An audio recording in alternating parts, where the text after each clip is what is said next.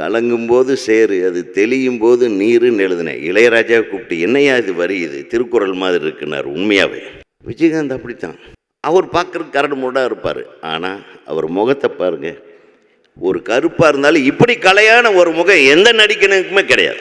உண்மையில் சொல்ல, அது சிரிச்சா போதும். ஸோ மற்றவங்களெல்லாம் சாப்பிட வைக்கிறது மட்டும் இல்லை, ஈகோன்ற ஒன்று தன் உள்ளே இறங்காமல் பார்த்துக்கிட்ட ஒரே நடிகன்.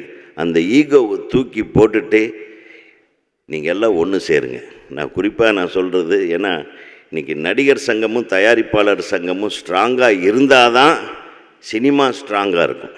நீங்கள் எல்லாம் ஒன்று சேரணும்னு இன்றைக்கி கூட இந்த மனுஷன் யோசனை பண்ணதுனால தான் நீங்கள் எல்லாம் இன்றைக்கி ஒன்று சேர்ந்துருக்கீங்க.